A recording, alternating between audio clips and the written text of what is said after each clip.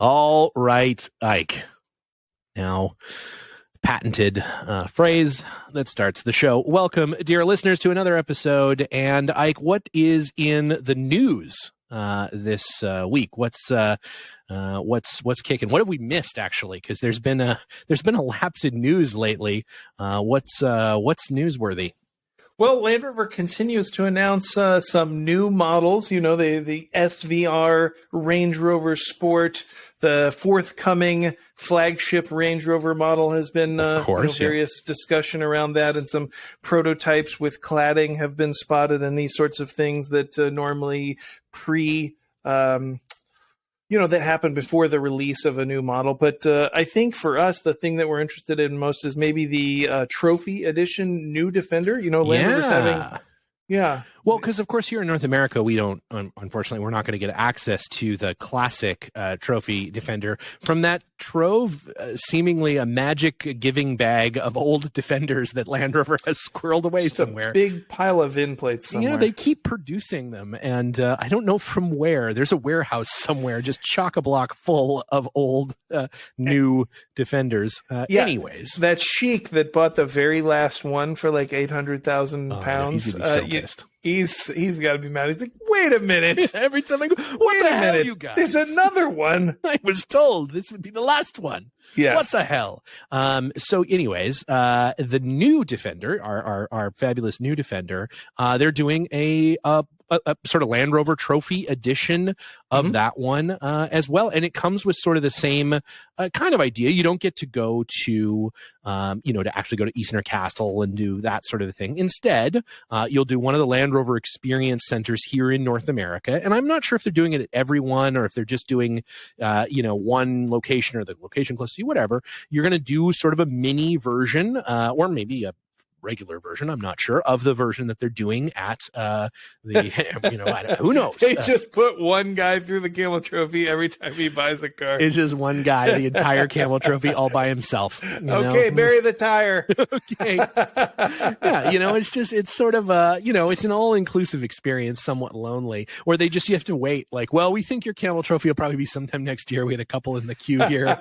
We'll get those guys, get you all together. Anyways, you'll get to go out to the estate and do some driving in your car and stuff. It's kind of neat. The only issue is I think it's about $90,000, and the only issue for me is it's kind of not the Defender you would want if you were going to do like a trophy-esque, Camel Trophy kind of thing with it. It's a very high-spec cars, but it's essentially a lot of the same things you get on the first edition Defender come on this same one. And maybe the most remarkable for me is that it's actually wrapped that color. It's not paint? It's not paint. It's wrapped in the Camel. So it's got the Sand Glow wrap. Yeah, it's a Sand Glow sheet of plastic. What color is it underneath? I have no idea. You get to find out. It's a surprise. 2 or 3 years from the date of purchase, you'll get whatever color's underneath. And I don't know if it's like a random color, or if it's that weird orange color that only came on the Freelander, whatever. It's something. Polka dots. It's something under there, and you'll have to wait for a few car washes, and then you'll find out. The great thing about the wrap that's like on the regular Defender, you can get that frozen wrap or whatever, is when you scratch the hell out of the side of it, you just peel the wrap off and put on a new wrap. Just about dumped. Maybe it's Sand Glow underneath too. It might be Sand Glow under. I don't know. They paint the car and then they wrap over top of the car. Yeah, I don't know. It's interesting. And you got the logos, and you got the special. I believe there's special seats. Winch and you got the logo on the seats. I think you got some cool stuff in there. Remember the XD Land Rovers and stuff? They didn't even actually have the logos on the seats. They just had seat covers that had the logo on them. So actual embroidered seats. That's a step up. That's I don't know. I might have one. They're kind of collectible. Can you I guess. Buy these? You basically make your own Camel. Or I guess it's not Camel, Trophy Edition package if you have the wrap and the seats, right? It's the Trophy Edition, the Land Rover Trophy Edition. I don't know. I think you could. I think they're making a limited number of them. I don't remember how many. And there are some now showing up at North American dealerships. They're popping up here and there. I believe it comes in both the 90 and the 110 or the 100 now, and the 120. Is this part of their because of the chip shortage? So it's reduced production, and they're quote unquote focusing on margin items or margin products. Is this one of those? It's the Land Rover Make the Shit We Can program. Yes. I think absolutely. Like, this is a way to get some of those high margin Defenders that they can spare the precious few chips that they do have. They can get it moving, and dealers are going crazy. I was chatting with a dealer here in Southern California the other day, and they're going nuts that they don't have any cars to sell. There's people coming into the dealership every day looking for Defenders, and there are none to be had. I think she said they have a dozen coming in over the course of the next 6 weeks or something. Every single one of them spoken for like 3 times over. Like, they have orders in reserve. If somebody for whatever reason gets cold feet, there's 2 more people waiting to buy that car, which is great. I mean, what a great problem to have. I've heard people are selling their spots too. Yep.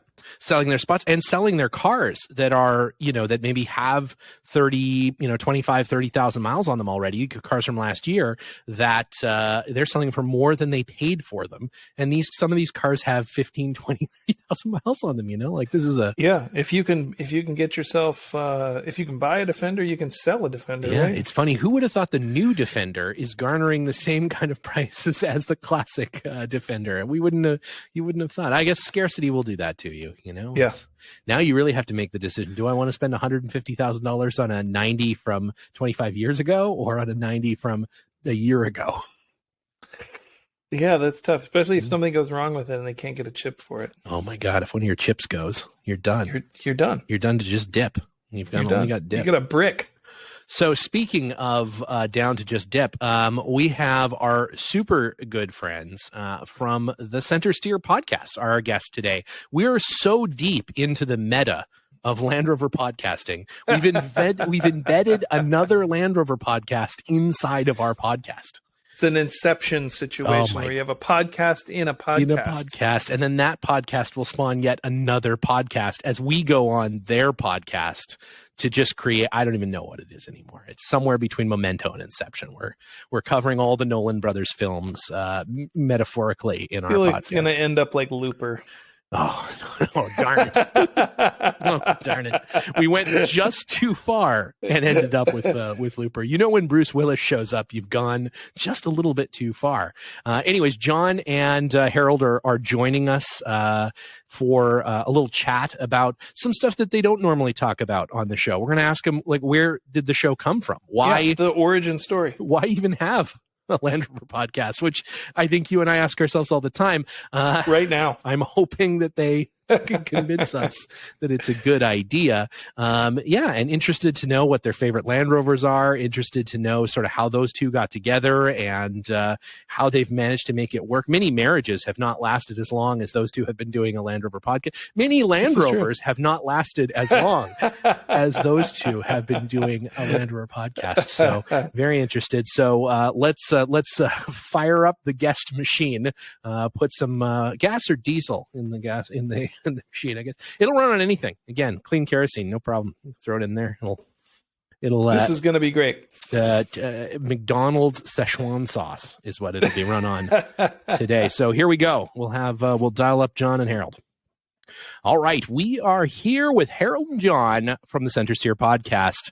100th episodes to the CenterSteer podcast. Guys, first of all, congratulations on that. That is an epic achievement, and congratulations for sticking with it and having the tenacity to weather, I'm sure, what has been many opportunities to not get to your 100th episode, but to stick in there because as I was talking to Harold before we started recording, I am a big fan of the show and have been for some time. So I, as a loyal listener, definitely appreciate it.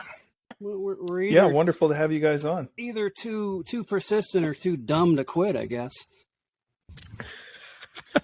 There's not a functional difference. Yeah, okay, there you go. Secret. There has not been a time when I didn't want to do the podcast. Awesome. That's cool. That's great to know, actually, John. I think that's probably fairly rare if you talk to people in the kind of creator community. I think if, I talk to people who are on YouTube and things from time to time, and I get a lot of the, sometimes it's really hard to get through this stuff and you just have to kind of buckle down and get through it. So it's wonderful to hear that, you still love it. there have been It's a couple times. Not like you got a paycheck. Would get to. Go ahead, John. There have been a couple times when we would get towards the end of the month and recording time, and there was no guest scheduled, and I would, put out the word, beat the bushes, so to speak, and next thing I know, I have like 6 guests lined up. So that's the only time there has been any concern. We did have one technical problem. We lost a show, and we had to redo it, and that was actually disconcerting because I did it from a pub in the UK, Right. After having gone to Land Rover Days and also visiting the Gaydon Museum. That was a lost show. Unfortunately, the infamous lost episode. Yes. One day, some recorder somewhere will be found. It'll be, we famously, it's going on a T-shirt. We have never released our first show. I have it. It's in a bunker deep beneath my workshop, but we're gonna sell it unreleased, like the Wu-Tang. That's exactly album. right. Yeah. We actually did 3 test shows before doing our first one. They weren't long, but they were. There's like the new segment, if you will, before we started April 2013. And they weren't all that good either, but we were working through the technical issues and just trying to figure out what the heck we were doing. None of us had a clue. Wow. Well, now that you know, what has what originally inspired you guys to start this show? Mar. Yep. In a word. In one Okay, word. for those listeners that don't know, tell us about Mark. So I'm a big podcast listener, have been since podcasts started. I listened to too many of them. I've declared podcast bankruptcy a number of times. I was listening to one just before this, and mainly I'm a listener of technology, politics, news, nonfiction type stuff. I don't. It's rare I will do a fiction podcast, but big podcast listener. And sitting around the campfire at Mar. Mar is a Mid-Atlantic rally, which is the largest. I think it still is the largest rally in North America, where Land Rovers all come together, and that is the Rover Owners of Virginia, and that has been going on since probably before I was born. Not really. That's and we would sit around the campfire, and at the end of the day, after taking trail rides, and you would tell stories about your truck, you would tell lies, you would tell your heights. You made that obstacle.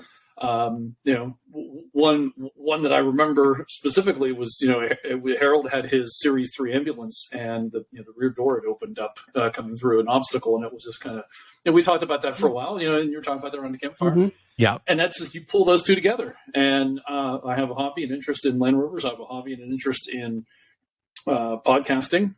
So let's do that. And John, is this the only podcast that you do? I don't actually know that. Or do you do any others? This is the only one. I have been on other podcasts, but Sure. this is the only one that This is enough. I run. It's more Yes, that is true. This is enough. Right. And in the early days, because I'm listening to the podcast in the early days, the foundational part of this, I did come up with a podcast manifesto, proposal, and it laid out what it basically just told you. We want to tell stories, and because you would sit around the campfire and tell you, all those kind of things, and it was going to be a monthly podcast because weekly was too much. And yeah, it is. It is too much. Yeah. So, and we've kind of kept to that podcast proposal manifesto, whatever you call it. Yeah, what are the lay those points out for us a little bit, if you don't mind? What your podcast manifesto? Did you write this in a cabin in the woods somewhere? Yeah, it's made out of letters cut out of a magazine and was thrown through attached to a brick, thrown through a local newspaper. Let's get this straight. The letters are cut.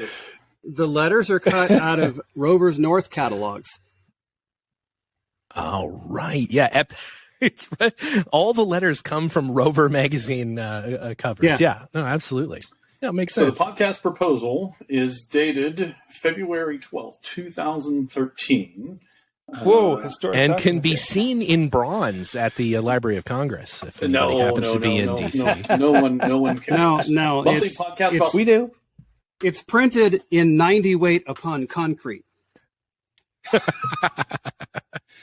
In a the parking objective, stall outside of the Virginia Land Rover dealer. So, and I have not looked at something this like in probably 7, 8, 10 years. A professionally produced podcast talking about Land Rover's past, present, future, design, capability, off-roading, on-roading, camping, trails, adventure, garage, and restoration. Same thing.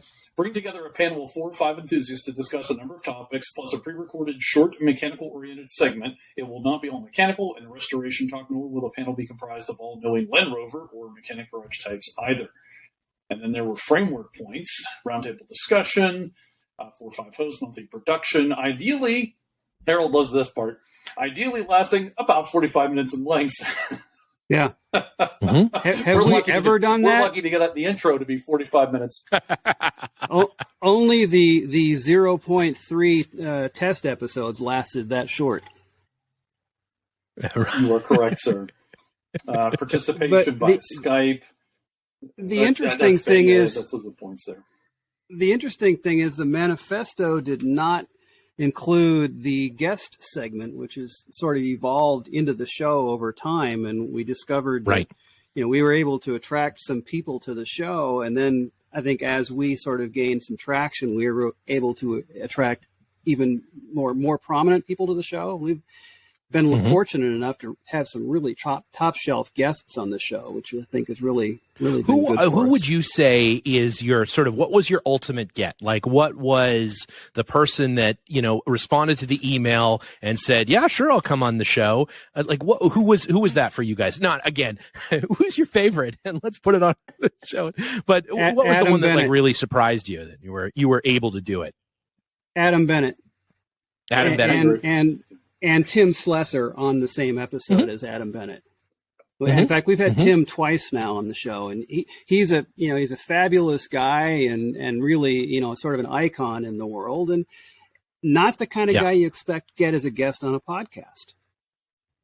Right. But he was fabulous. Sure. And he's telling great stories about the American West and, stuff you just don't expect to hear on a Land Rover show either. Yeah. Well, I think that's part of the great thing about your show is it's not so specifically focused on Land Rovers that it would be abrasive to those who are non-Land Rover. I think you definitely get a bonus for being an enthusiast, but that it's a very listenable show outside of the need for Land Rover. It has that campfire feel, and there's some rambling, but that's bound to happen with anybody that gets excited about some topic. Our show is completely comprised of rambling and absolutely no substance. So, well, after 100 episodes, what keeps you guys going? Good question. Have you explored all the topics, or is there more to come? Absolutely not. No, absolutely not. There's far too many interesting Rover people out there to have on as monthly guests, and the rest of it, in a lot of ways, is just filler material around the guest segments nowadays. We have the news, we do the what's happened this month, and then we bitch about this and we bitch about that, and then we have the guest, and that's the show now. And as long as there are and then more after they interesting, leave, you bitch about them. Well, no, maybe not on microphone, but. As long as there was that one time, but as long as there are interesting Rover people out there that still want to come on the show, we have a show. Yeah. So it's so you're saying that it's evolved and now it's about the guest. I think so. I'd say half. Would you and say half. that's fair? I still think the news. I've tried to cut the news back and talk less, but I still think it's important because it directly affects Talk less? Really? Yeah, talk less. Yeah, Harold's on a little delay there, and it because I think it directly affects the hobby that we all have and the enjoyment. I realize these are weighty and important matters, but we've reached peak internal combustion engine, and electric is coming. And that's just I still think you got to talk about it. It's happening. It's coming. and prepare or not prepare, I guess, at your peril. But it's going to affect everything in the hobby that we have. Yeah. So I still think the news is kind of is important there, and I'm sure that a lot of people skip the news and maybe go right to the guest. That's fine. Ike, you mentioned what keeps you going for this, and I think it's having the podcast, and I feel we'll need to keep people informed about those things, and so that gives me a reason to kind of I have a routine of collecting news and information and then going over it and looking at it, and I go, okay, this is good. It feeds me to know what's happening and what's going on and the changes that are coming or not coming. We've started tracking the countries, organizations that are banning internal combustion engines. Yeah, and it just kind of organically happened because something's going to happen, and you prepare for it and realize that's so. When you see Land Rover putting in a V8 into the new Defender, get it now. If you want it, now's the time to get it, because in 10 years, I still think you'll be able to get one. I don't see individuals being banned from having internal combustion engines, but I think it's going to be more difficult. And so if you want it, you won't be able to buy one new. Yeah. Right. Yes. Yeah. Exactly. And it might be, if things get worse, it might be difficult for you to do something with it, or to acquire it, Right. But that's. So there are serious matters that need to be discussed, and what keeps me going is just, at least for the podcast, is my nature is. I'm a little more on the extroverted side, so by doing the podcast, it gives me. I like to know what I'm getting into, and so by learning about the different events and different things that are going on, and knowing someone, I feel it's easier for me to travel to Florida to go to the Land Rover rally. It's easier for me to go to the winter romp, and knowing what to expect, it's going to be there. It's not always exactly what you think, but at least I have a sense of it. That fits my personality, so that gives me a reason, and it gives me a reason to go to those things. If it was just on my own and just as a random Land Rover enthusiast, would I have traveled down to the Land Rover rally? Probably not. Yeah, because Land Rover rally is a nice event, but it's really a car show. But it's in a neat place. It's not out of my comfort zone as far as going off-roading and traveling and things, but because why are you here? Well, we've got the podcast. It's a good reason to go, right? And had a great time. If I highly recommend anybody to go to the Land Rover rally, it's really cool. But to travel, it's 14 hours. Yeah. in a 110, which, by the way, I recommend. It was enjoyable. Yeah. But that's you wanted to put miles on the 110 anyway, so yes, it was a good opportunity. And I happened to be talking to someone. Where was I this weekend? Oh, I was at a non-Land Rover event for another thing, which is right there. Okay, we can talk about that if you want, but that's something else. Anyway, and the guy's like, "Well, where have you been with that? Where did you go? Where did you go?" And I was like, "I got to say, I've been to Florida. I've driven to Florida. I've driven to Quebec. So, excellent. I've actually done something with it." Well, that's actually a really good segue, John, into sort of the big question that we sort of pose to people is, why Land Rover for both, of course, John, you and Harold? Why in all the brands in all the world did you have to, right? Did you end up with this love affair with Land Rover? I'll let Harold dumb luck start. It's what Hertz had that day on offer, and so yeah. There we go. They had a clapped out Series 2 on the Hertz lot, and that's what they gave me. That's a. Yeah, you've got this. You could have the. You could have the Sebring or the 2A. It's up to you. The Sebring. Oh, now I've always thought there's a good idea for a podcast. Just to interrupt Harold for a second, is crappy cars. Mm-hmm. Mm-hmm. Yeah. Well, I think they're. I thought that's what we were doing. Well, I guess that's a good point. That could be a whole different segment. Yeah, I think the Sebring Owners Club of California is going to be coming after me now. I think it was the worst car I could think of. I'm, you know, of all the rental cars. It's not a bad car unless you get one with an automatic transmission. Then you're screwed. Sure. Fair enough. I think that's true of many cars. That's true maybe of cars in general. I don't know. As long as you stay away from those. Yeah, it's not a bad car as long as you don't drive it. Yeah, as long as you don't turn the key. But Harold, what was it? What was it that brought you to the Land Rover? Was it watching films from distant parts of the world? Was it a particular friend that had a car? What originally enticed you into considering the green oval? Well, I'd seen them, of course, and I watched Marlon Perkins abused Jim Fowler a lot, pushing him out of the series truck to wrestle the lion. Boy, he's a mean one. One false move and Jim could lose an arm, which reminds me, Mutual of Omaha has a great decapitation policy. Anyway, but I've been a British car guy for 40 plus years now. My first car was a Triumph, bought it in high school. And when I went, glutton for punishment and all that.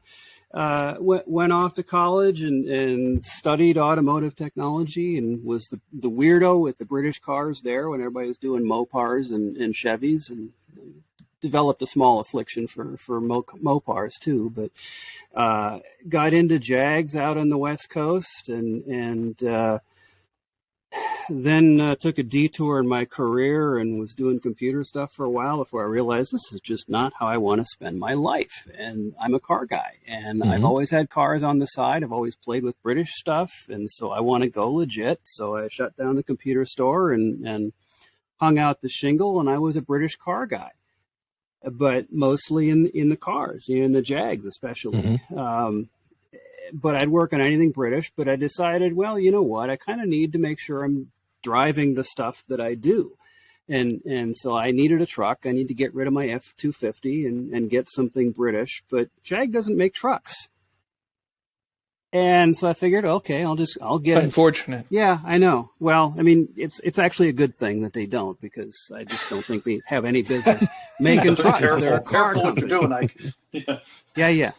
Don't get me started on Jag making SUVs that compete with Land Rover. Anyway, let's hold that not for another. For very much longer. I have a feeling it's going to be a. Well, yeah. I think their turnaround is probably a good thing, but. So I started seeing discoveries and figured, okay, well, that's kind of a good entry into this. And, the discovery with a roof rack, I can haul all the junk I need to. Got into that and then just kind of decided, well, okay, these Land Rovers are interesting. I've always seen the old ones. So let's give one of those a shot. And so I went straight off the deep end for an ex-military 109 ambulance. And that is off the deep end. It's sort of the flagship of my shop. Imported it from eBay.uk, picked it up at the docks in Baltimore, not knowing any better. Nice. Just figured I'd drive it home and made it most. What is the name of your shop, Harold? Jag Speed Motorworks. All right. Yeah, just for those folks that don't know. What does the name mean, Harold? Well,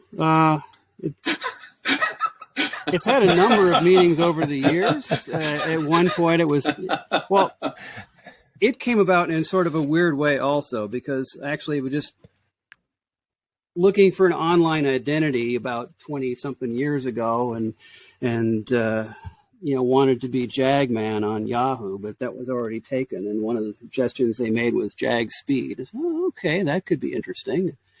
That sort of stuck. And so I licensed jagspeed.com and then the business became Jag Speed Motorworks and that sort of thing, but it's never been about making Jags go faster. It's really it's a past tense of what they have done upon my shop floor. I like it. But so, John, why Land Rover for you? Of all the, like I said, of all the brands in all the world, how did you end up with this one? My story is probably a little more convoluted than Harold's, but I'll let you guys vote on that, I guess, when we're done.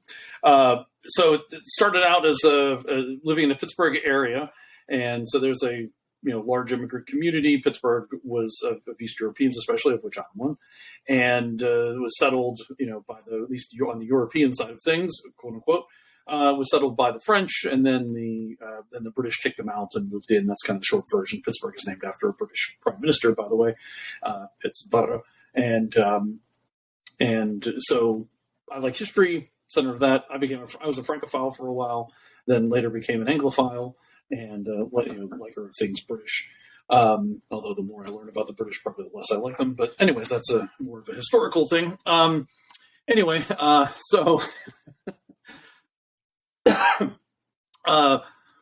then I lived in the UK, lived in London for 6 months back in 1991. And actually, I wrote about it because it's been 30 years, and I wrote about it, put it on my personal page if anybody's interested in that. And because, life-changing kind of activity for me.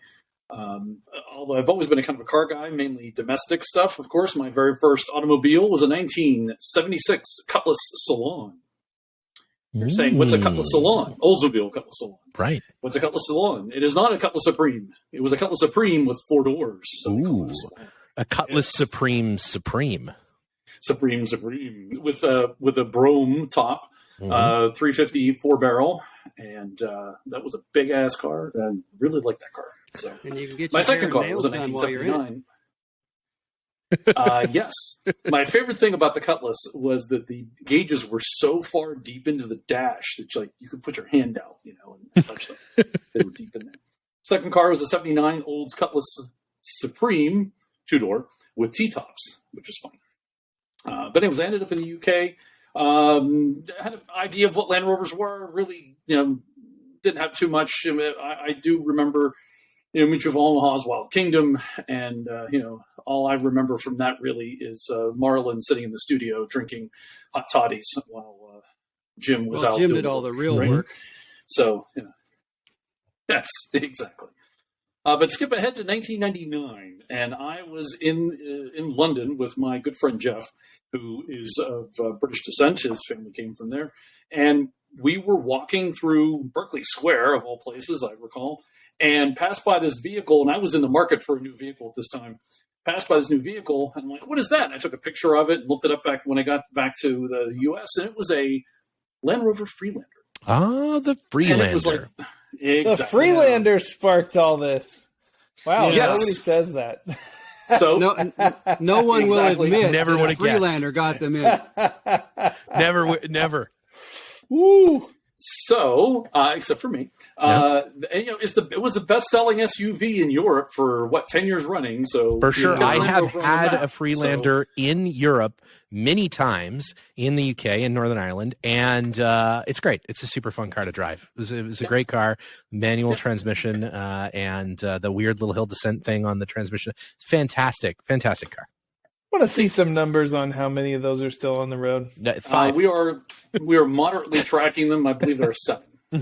Well, that's better than I thought. Yes. We actually did see at the Vintage Grand Prix, there was a G4 Freelander, authentic Very G4 cool. Freelander at the Vintage Grand Prix. So we're going to... I nearly purchased a Camel Trophy Freelander not but a few months ago, and just, cooler heads prevailed. But there was a moment where it almost happened, and it would have been just import nightmare for a number of years and things, but I almost did it. I understand why. And so that got me, that I ended up, I needed a car, saw the Freelander, it just so happened they were bringing them to the States. Yeah. So I ordered one, and I ended up with a 2002 Alveston Red Freelander, 5-door, the SE model. Great car, loved it. But, and this, yes, all the things that you've heard of, I went through 4 windscreens. I went through 5 rear main seals. Sure. That was the big thing. So, it was a great car. You put good tires on it, and it would go places, and it did, because I took it to Mar a number of times. It just, reliability was... It went a lot of places you wouldn't think it would or should. Yep. Where was the last place it went?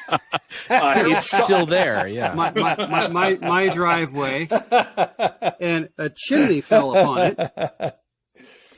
No. I'll tell you what, it is a fabulous... I've heard that's a common problem with Freelanders.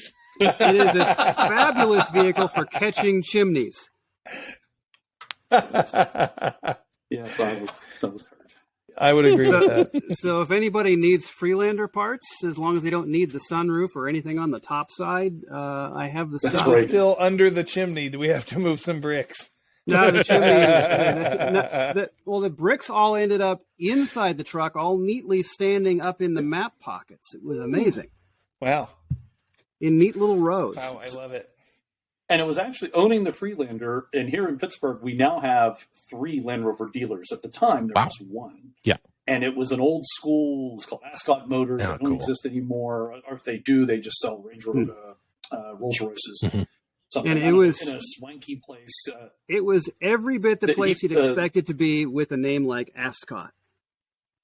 That sounds awesome. That sounds fantastic. It was in a town called Sewickley. Of course. And that is where Mario Lemieux has his mansion. Yeah, So naturally. just to give you a This sense all of, makes sense. This all makes sense. Did they have like a fancy steakhouse where they required you to wear a jacket and had some jackets on offer? Did they have ascots on offer and required you to wear only one? ascots you had. No, you could only that's wear to an walk- ascot, That's nothing right. else. That's to walk in at the dealer. It was a different They kind of provide place, but You want to walk into the dealer, you have to have a jacket, or they'll provide one for you. that's exactly. It makes sense. I mean, it's that This kind of is- place. This actually happened, and it's along these lines. I bought the Freelander, and I go to pick it up, and I was going to do a trade in. At the time, I had a 1996 Chevrolet Monte Carlo, and mainly because it's the only car I could fit in. It was tough to find a smaller car, quote unquote, that I could fit in. But and I'm trading it in, and I said, "Oh, I'm going to trade this in," and the salesman goes. And I says, "How much am I going to get for the trade?" He goes, I don't know. I don't deal with domestics." Oh, wow. Yeah. Mm-hmm. And he was an American. I think guy. that word It was you're fun. using, I don't think it means what you think it means, I think but it means- all right. So you bought this car that admittedly was terrible, and No, we didn't know it was. into... Whoa! Like, hold on. We didn't know it was terrible at the time. You understand? No, but in retrospect, you were like, it's unreliable. This is your words, right? It was So- all, but it was that So was that all made under you an warranty. enthusiast? That was all under warranty. Yeah, but that's how it starts. I think it's I think everyone with a Land Rover has a little bit of Stockholm syndrome, and it's sort of required of the brand. I think. Ascot had an event, and they said, come to the event because as Land Rover will make you do events and have new owners come out. So they had an event, and at the dealer at their dealership. So I'm like, cool, I'll go. New owner. I've never done this before. And as I was leaving, I met this is fateful. None other than Scott Wickham, Scooter. Yeah. And if you don't know who Scooter is, you probably should. We've talked about him on the program, and so as he had started the Fort Pitt Land Rover group, and we started talking to him. He's like, "Hey, we go off roading. You want to come?" I'm like, "Sure." And so that's how that started. That's how I got involved then with the Fort Pitt Club, and I got to know Scooter and Mark and DJ and that crew, and quickly got involved in that, and then and Harold showed up, and actually we should probably Harold tell them how my introduction to you in person. Oh yeah, what's the Harold and John meet cute? What is that? What is that? So look Harold like? had joined the club. He had moved back to Latrobe somehow, got contact with the club, and it was February of 2008. Strictly in something the like that. online thing. We had a forum going on Yahoo at the time, and so I was starting to contribute there. But So it was I'd an never met online any of these people relationship first. Right. Never met any of these people in Not while I'm person. drinking. Don't do that while I'm drinking. I see. So Grinder. Casual Rover owner. Yeah, I like it. Casual. Yeah, it's actually Rover with ROVR. Yeah, exactly. Yeah. As it turns out, it was a case of mistaken website on both parts, and the rest is history. A Land Rover dating website. That's got to be the saddest. Well, the funny place thing ever. is everybody throws their keys in the bowl, and nobody's able to leave because nothing will start. Or the Yeah. Well played, sir. Well played. But there's plenty of lube to be had. Oh yes. It's all 90 weight. I'm but- doing it. There was Land Rover. We're getting this website set up right after Ike's OnlyFans. Better buy it now. Yeah, exactly. All right, boys. So I know it's hard to pick a favorite, but well, hang on. I'm sorry. We need to finish your story, John. Yeah. We need to finish the story. So I had some rental property at the time, and we had a bonfire. It's February, and I invited everybody I knew to this bonfire. This may never happen again, which actually never did happen again. And I said, come on out to and I invited all the friends, including my Land Rover friends. And I was at the property, and then I had to go back to my house because it wasn't far away to pick something up. And I'm coming back with the Freelander, and the road, it was a gravel road, and it was covered in snow because it's February. And there's a guy in a I think it was a Range Rover, and he's shoveling, and I'm like, I think that's Harold, but I can't stop because I was worried that if I stopped, I wouldn't be able to continue. So I'm in the Freelander. He was in a Freelander. Freelander. Right I'll meet you later, Harold. Yeah, well, that is the famous Land Rover adage of always leave a man behind. Yes. No worries. Top Gear. Those are Top Gear rules. That's right. Yeah, leave the weakest man behind. But meanwhile, I was out there shoveling because the plan was people were going to show up early. We're going to drive back and forth this driveway and pack down the snow for those who didn't have decent four-wheel drive, the non-rover folks. So I show up and there's nobody there. And it's like 10 degrees out. It's like, well, I'm not going to stand around. My wife's with me. She's starting to complain about the cold because she's from California and she's still soft. But so it's like we find some shovels. Like, okay, here's a way to at least keep body temperature up. We're going to just shovel and start being productive. And about this time, one of John's cousins and her drunken boyfriend roll up, and they get promptly stuck where we're shoveling, which of course is not helping us any. And his cousin gets out. You must know Johnny. Well, I will once I meet him. And then that's about the time John rolls past, and that's kind of where it went from there. And there he goes. And there he goes. Yeah. I'm not getting stuck. Thank you. Okay. Red Freelander, that must be John. Okay. That must be John.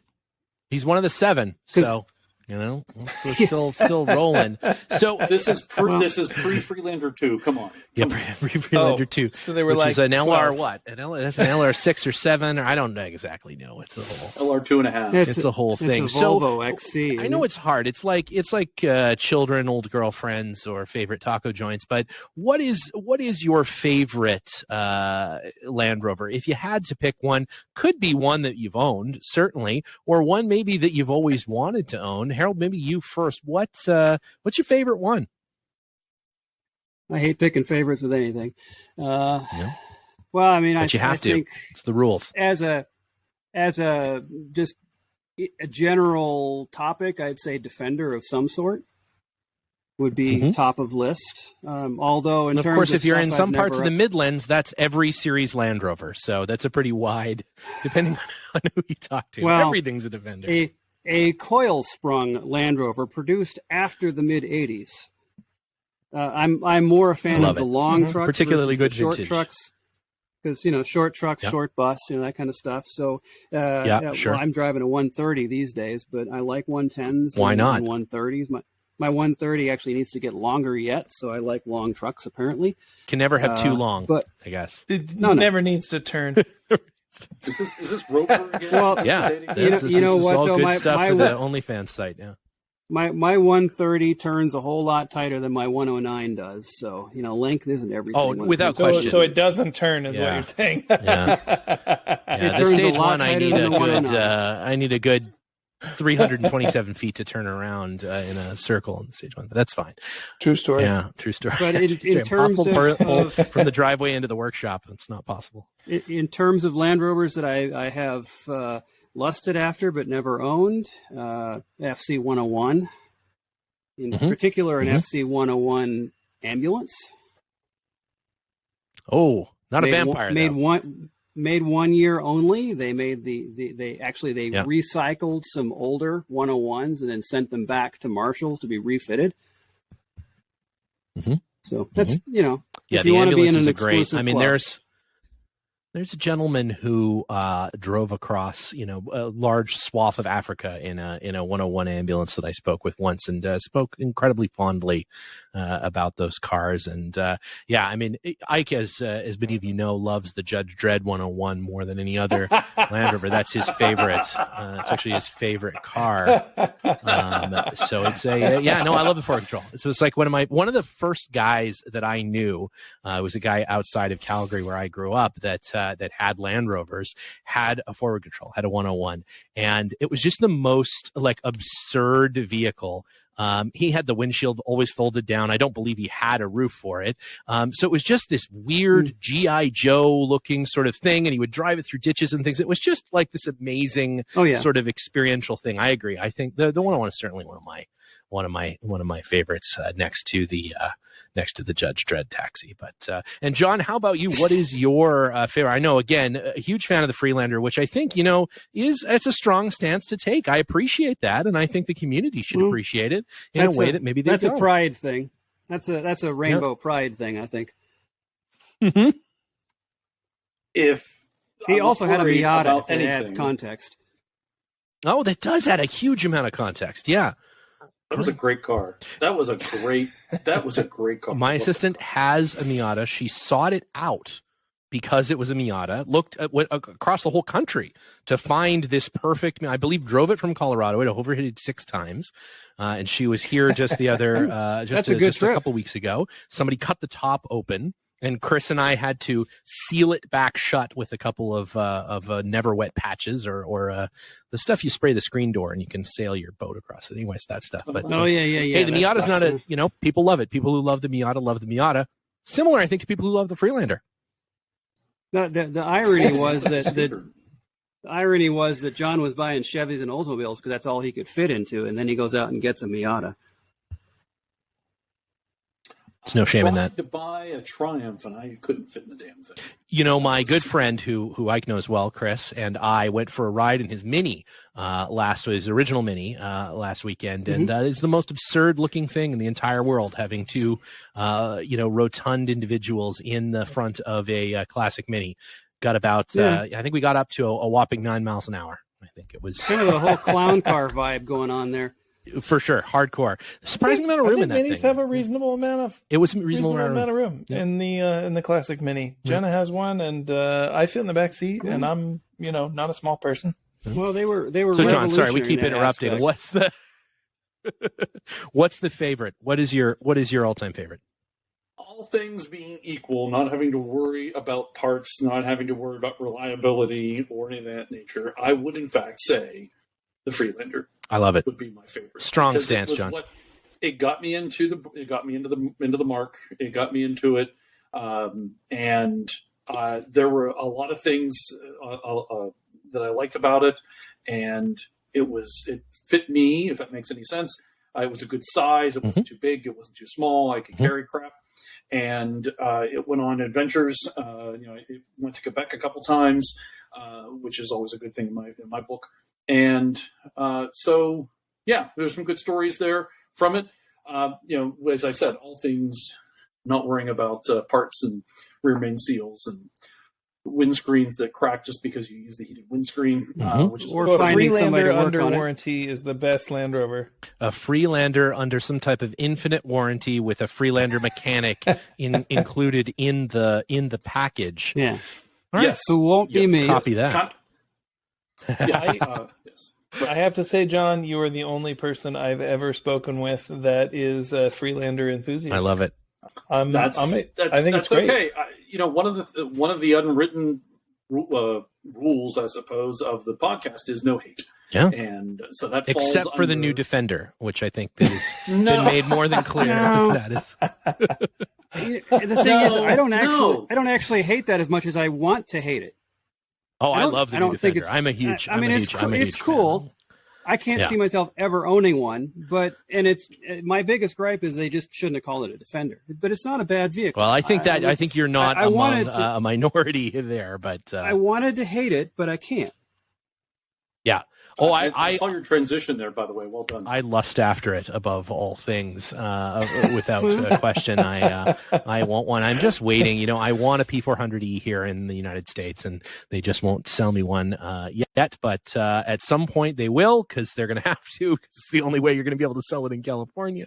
And at that time, I will undoubtedly buy it, because again, I have to catch them all. So I need an unbroken line from the series, from the 80-inch all the way to the new Defender. So at that, as we start to come to an end here, guys, as I mentioned before we started recording, you will be victims of, subjected to, I don't know the right way to phrase it, a new segment we have for all guests going forward, the lightning round, where Ike will ask you... Can you never say going forward ever again? Should we do this individually? So I think we should do it individually. Now, unfortunately, it will give one person some time to think about their answer. No, that we gotta do a little honor system. That can we that's just not being quizzed has to mute? Well, can we disable I earphones? can cause that. Yeah, I might be able to you even can turn off disable somebody's the earphones. Yeah. So who wants to go first? You're just going to have to hold your breath. I actually can't turn. I can. Oh, well, just give me the high sign. I'll take the headphones. Okay, off. Take the headphones off, John. We're going to start with Harold. It's like when you put your hand up, that tells me to to connect again. Okay. All right. Sounds great. All right, Harold, you ready for this? As ready as I'm ever going to be. All right, we have a little delay on your particular feed, so we'll make it as lightning as we can. But, quick as you can get them, I'll adjust it in post. All right. Yeehaw. Are you ready? Like I said, as ready as I'm ever going to be. All right, here goes. Gas or diesel? Diesel. Absolutely. All right. Soft top or hard top? Hard top. Coils or leaves? Leaves if they're parabolic, otherwise coils. All right. LED or incandescent? LED. Best way to remove the 90-weight smell from your underwear? Sensory extinction. Right-hand drive or left-hand drive? Right-hand drive as it was meant to be. All right. Carburetor or EFI? Bosch VE rotary pump. Okay. All right. Java green or Tambora orange? NATO green. Wasn't an option. No. Jerry McGovern or Spin King? Anybody but Jerry. Anybody but Jerry. All right. All right. Thanks. We have playing. arrived at the Jerry bashing portion of the show. Yeah. At some point, it has to come around to that, and we'll get John. Here comes John. All right. Harold did outstanding. Am I back? Yeah, he got all of them right. Yeah, he got them He all got right. all of them right. right. Okay, Good. Of course I did. All right, Ike, here we go again Is with this like the dating game? The John round. Yeah, exactly. This is It's exactly like the part of dating our game. website. All right. You guys have to go home with each other at the end of the show. Okay, are you ready, John? Yes. Okay, here you go. Gas or diesel? Diesel. Soft or hard top? Hard top. Coils or leaves? Coil. LED or incandescent? LED. Best way to remove 90-weight smell from your underwear? Let someone else do it?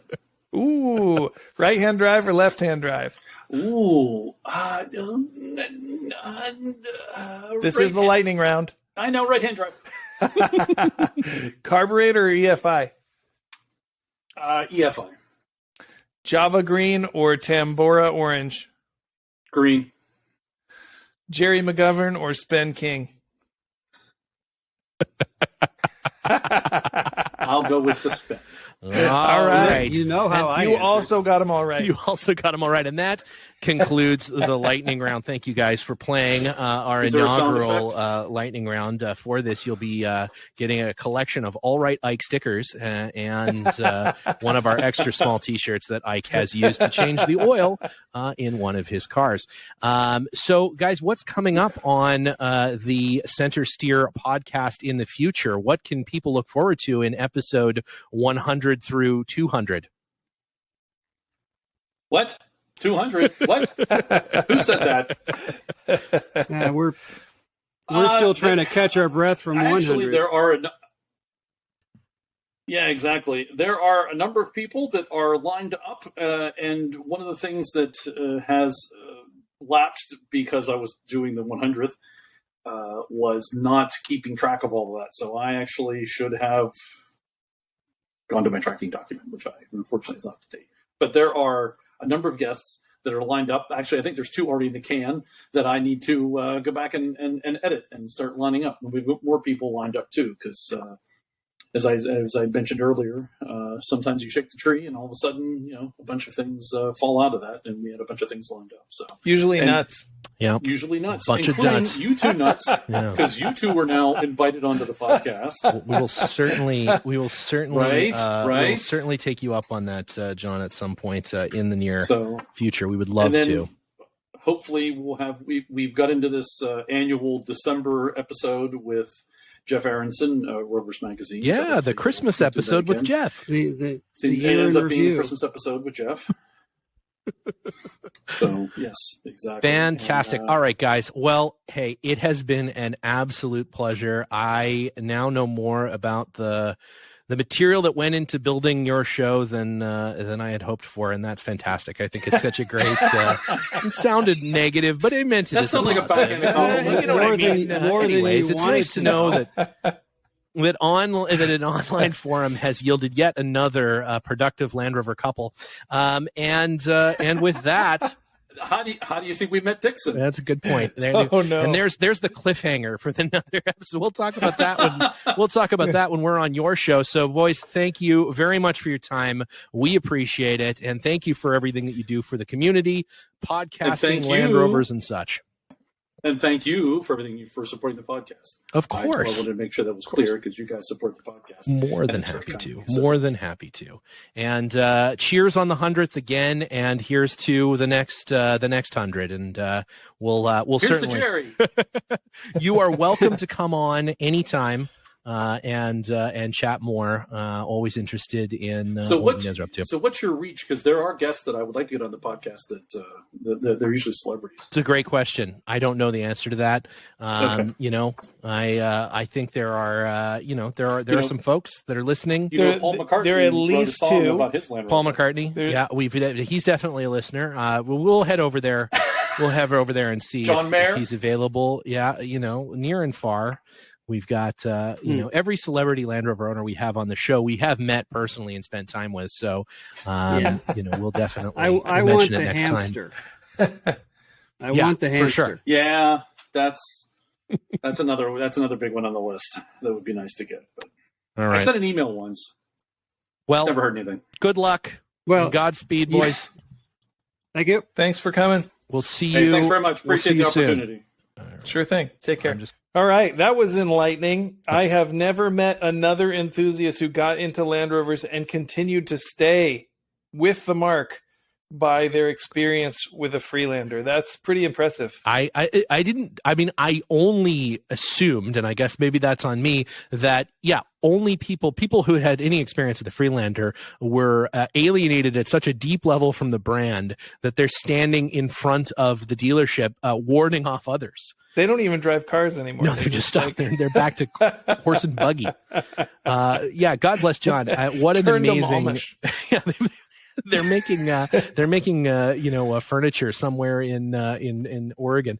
God bless John and that gang for sticking with it for that long. They seem to be deeply very into impressive. it. A deep love very affair. Committed. Deep love affair there. Those two. You could see it in their eyes. You really can. Worth getting on the Patreon. Just to see the video feed. I don't know about you. I don't know how many of you have seen pictures of John or Harold. And if you're fans of this podcast, you're very likely fans of the CenterSteer podcast as well, as you just can't get enough Land Rover podcasts. And at any rate, great guys. I think we're better looking and we're hideous. Yeah, I know, right? It's rough. It was not, hey, if you don't want to get onto the Patreon, I understand. Not the best. looking group of individuals. All right. So to wrap up this, Land Rover experience that no one would bundle with a new vehicle, what do we have? Ooh, we have a Land Rover faux pas coming up. What is the Land Rover faux pas this week? Well, the Land Rover faux pas for a lot of people is the wiring. Right. Oh, and it's just like a factory faux pas. Yeah. For most people, they're just like, built in. This is terrible. This is terrible. But I will say, generally speaking, everyone's criticism of Lucas Electrics is probably mostly overstated. I mean, wire is wire. The original wiring harnesses on series Land Rovers, at least, pretty durable. I have a lot of cars that are 60, 70 years old, still use their original wiring harnesses, and everything works. Yeah. I think electronics, Lucas Electronics retroactively gave the wiring a bad name. So in the 80s, when you started to have like fuel injection and computers, that really gave that retroactively gave Lucas wiring a super bad name, and rightfully so. Yeah, absolutely. And that tradition continues to this day, where they can't manage to build them because of the shortage of chips and so forth. But one of my favorite things is to see a vintage Land Rover that has been rewired by some well-meaning individual with one color of wire. You've got to think about the next owner when it comes to making that quick fix. And oh my goodness, I understand that you're going through this right now. I've been going through one of my cars over the past week, trying to get the clocks all working, all the instruments ticking properly. And my God, there are grounds everywhere. Everything's the same color. Things have better been than no grounds. Yeah, well, I suppose. Well, in some cases, I think I would take no grounds. Things labeled with electrician's tape that was wrapped around the wire at some point, which have now, of course, turned into sort of a dried up confetti in the bottom of the dash behind the instrument panel. That's your only roadmap to how it was done. It is the only chance I have. And so I'm sort of cobbling this stuff back together. And there's, at this point, I feel like it's probably a total loss. It's, time to what is the name of the company that does the harnesses? The Painless? Sparks. Auto Sparks. Yes. Auto Sparks. Those guys are fantastic with their incredibly accurate factory wiring harnesses. And it might be time to just call it quits and just... They do a pretty good job, but I will say, they must be using the original machine. It takes somewhere between 7 and 12 years to get a harness from them. Yeah, makes sense. It's brutal. I'm sure that the V8 109 Land Rover harness is readily available from them. I'm sure they've got those laying around. Your only hope is that somebody's ordered and then canceled. It happens to be laying there. Yeah, I don't know. At this point, it's sort of it feels like chasing a circular argument over why something isn't reading correctly and whatever else. So it's funny. And actually, we were talking about that when you were here about my stage 1. And the fact that it looks as though it has both left and right controls. And we thought, well, it must have been a right-hand vehicle that was converted to left-hand. Maybe, so maybe. I went ahead and did the work and got the factory record and looked through that. No, it started life as left-hand vehicle, which means it was probably converted to right-hand and then converted back to left hand. That's my current thinking. And I believe in that process somewhere, someone lost parts, or more likely tried to use some right hand parts, which looks like it was probably done correctly, to then get it back to left hand. And maybe they cut the harness going to the left hand side, and then they swapped it and then moved it back. And just soldered it back together. Yeah, I would not be surprised. Holy moly, there is just a lot of gremlins, but Well, that's frustrating, and at least they left you little notes in the wiring harness on pieces of tape. I opened up a dash one time, and there was a similar tag, and it just said "Help me." They never found that guy. They Never found that him. guy. Never found him. Never No, found him. I've actually taken off the VIN plate of a couple cars that we were restoring and found behind there that like scrawled or scratched into the VIN plate, like, you know, some guy restored this car at a certain time. And so I called up his widow and yelled at him because he did such a terrible job. Yeah, it's one of those things. You know, I took out the dash panel. The top of it is melted. It's sort of like, how does it melt? How does it even get in there to melt it? The heater doesn't work, so I don't know how melting could have happened. Yeah, you know, it is one of those joys of being the who knows how many owners of a particular car, especially, you know, the 109 V8s ended up in military service. A lot of them were industrial vehicles. They're just all over the place. They went all over the world. Obviously, occasionally right hand, then back to left hand. Maybe I'll make it right hand again. I don't know. Maybe I'll have better luck over there. Maybe it was both at some point.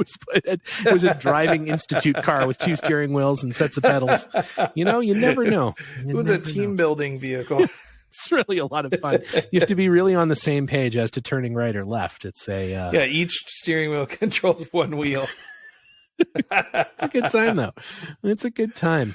Well, you know, here's the thing. I didn't think I would ever hear someone profess their love for the Freelander, or that I would ever get the dash lights of the Stage 1 working again. But it's a week of miracles, and here it is. It was great to go through it again with you, and we'll be back at it with a very, very special set of episodes, a midsummer special, if you will. I'm not going to say any more about it, Ike, but the next couple episodes, maybe first, maybe one, maybe two. We don't know yet. Very special. It's going to be great. It's going to be great. Everybody's going to love it, and it's going to have some Land Rover owners, not as much Land Rovers, but it's going to be awesome. It's fine. You guys are going to love it. It's going to be great. We're going to go to that special. We are going to take a little midsummer break.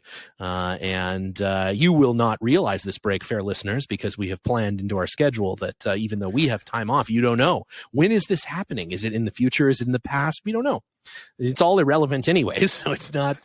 It doesn't really chart against anything. But look forward to that, as that will be a fun couple of episodes, and then we'll get back to the regular scheduled programming on the other side. We'll see you real soon.